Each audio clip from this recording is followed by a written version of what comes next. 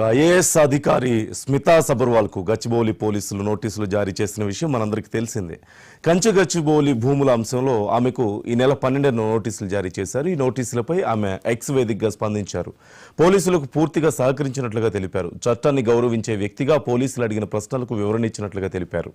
తాను రిపోర్ట్ చేసినట్లే 2000 మంది రీపోస్ట్ చేసినట్లుగానే 2000 మంది చేసినట్లుగా పేర్కొన్నారు. వాళ్ళందరిపైన కూడా ఇలాంటి చర్య తీసుకుంటారా అంటూ ఆవిడ ప్రశ్నించారు. చట్టం అందరికీ సమానమా, ఎంపిక చేసిన వారినే టార్గెట్ చేస్తున్నారా అంటూ స్మితా సబర్వాల్ అడిగారు.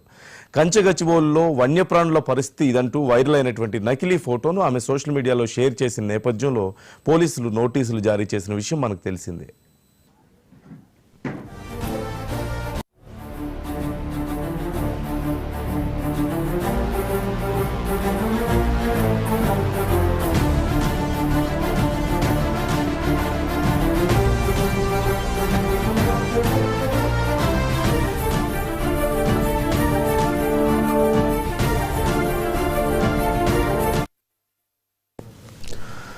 ఐఏఎస్ అధికారి స్మితా సబర్వాల్ కు గచ్చిబౌలి పోలీసులు నోటీసులు జారీ చేసిన విషయం తెలిసిందే.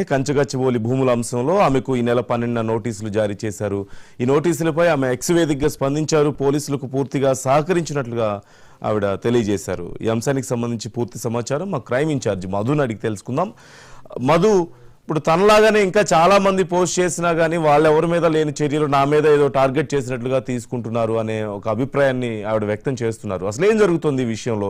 ఎందుకని ప్రత్యేకంగా స్మితా సబర్వాల్ మీద ఇంత కఠినమైన చర్యలు? చాలా మంది ఇప్పటి వరకు ఈ వ్యవహారానికి కంచె భూములకు సంబంధించినటువంటి వ్యవహారంలో చాలా మంది ట్వీట్ చేశారు. అందులో ఎటువంటి డౌట్ లేదు. కానీ స్మితా సబర్వాల్ చేసిన తర్వాత ఆమె చేసినందుకు ఆమెకు ఎందుకని నోటీస్ ఇవ్వాల్సి వచ్చిందంటే, ఆమె ప్రభుత్వంలోనే పనిచేస్తూ ప్రభుత్వానికి సంబంధించినటువంటి వ్యవహారంలో ఆమె లాంటి ఒక పర్సన్, అంటే ఒక ఐఏఎస్ ఆఫీసర్ ఒక ట్వీట్ చేస్తే డెఫినెట్ గా కూడా అది జనాల్లోకి నెగిటివ్ లాగా వెళ్తుంది. సో అందుకోసంలో భాగంగానే అసలు ఎందుకని మీరు ఆ రీట్వీట్ చేయాల్సి వచ్చింది?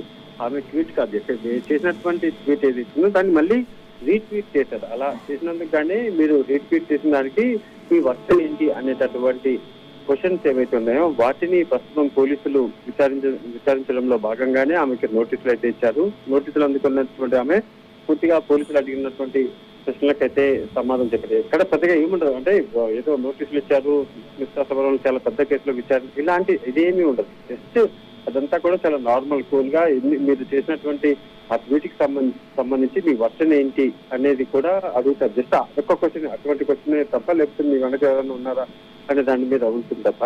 అలా అడిగినప్పుడు ఆమె కూడా లేదు, ఇలా వచ్చింది దానికి సంబంధించి నాకు అనిపించింది చేశాను అంటే ఆమెకు ఉన్నటువంటి వ్యక్తిగత స్వేచ్ఛ ఏదైతుందో ఆ స్వేచ్ఛ ప్రకారం ఆమె చేయొచ్చు. చేయడము ఆమెకు ఉన్నటువంటి అధికారం అది.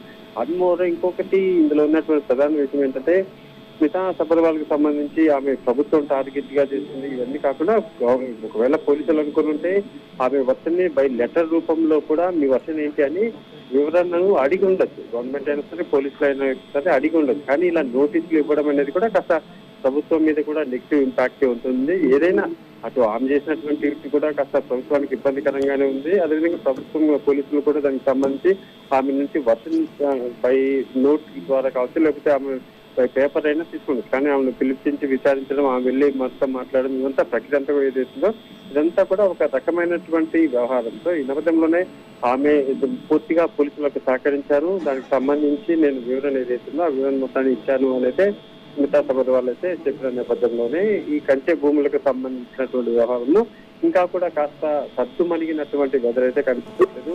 సుప్రీంకోర్టులో దీనికి సంబంధించి విచారణ జరుగుతున్నటువంటి నేపథ్యంలోనే అందరూ కూడా మెజారిటీ ఆఫ్ ద పీపుల్ ఎవరైతే ఉన్నారో, స్టూడెంట్స్ కావచ్చు, పొలిటికల్ పార్టీలకు సంబంధించి ఒక కాంగ్రెస్ సభ మిగిలినటువంటి పార్టీలన్నీ కూడా ఆ భూములలో ఏదైతే నిర్మాణాలు కావచ్చు, కంచెకి సంబంధించినటువంటి భూమి వ్యవహారంలో అక్కడ ఉన్నటువంటి ప్రకృతిని దెబ్బతీసే విధంగా, అక్కడ ఉన్నటువంటి జీవులకు ఇబ్బంది కలిగించే విధంగా వ్యవహరిస్తున్నారంటూ కూడా ఎక్కువ పర్సెంట్ అటువైపు, అంటే దాన్ని ఎక్కడా కూడా ఏమీ చెయ్యొద్దు, ఎలాగైతే ఉందో అలాగే ఉంచేలాగా చేస్తేనే బెటర్ అనేటటువంటి అభిప్రాయాలు ఎక్కువగా ఉన్నాయి. కానీ ప్రభుత్వం మాత్రం ఈ భూములకు సంబంధించి అంతా కూడా ప్రభుత్వ భూములు అని చెప్తున్నప్పటికీ సుప్రీంకోర్టు మాత్రం దీనికి సంబంధించి కాస్త సీరియస్ గానే ఉంది. ఇప్పటి వరకు జరిగినటువంటి దానికి ఇక్కడ సిఎస్ సమాధానం చెప్పాలి, లేకపోతే కఠిన చర్యలు తప్పవనైతే మరోవైపు అది కూడా జరుగుతుంది. అలా జరుగుతున్నటువంటి నేపథ్యంలో స్మితా సబర్వాల్ వ్యవహారము ఇప్పుడు ప్రస్తుతం ఆమె చేసినటువంటి జస్ట్ ఒక రీట్వీట్ ఏదైతే ఉంటుందో ఆ జస్ట్ రీట్వీట్ పైన పోలీసులు వివరణ తీసుకోవడం అనేది కాస్త ఒక నెగిటివ్ ఇంపాక్ట్ లాగా వెళ్తుంది అని అయితే చెప్పచ్చు నందు. Okay, right. Thank you Madhu.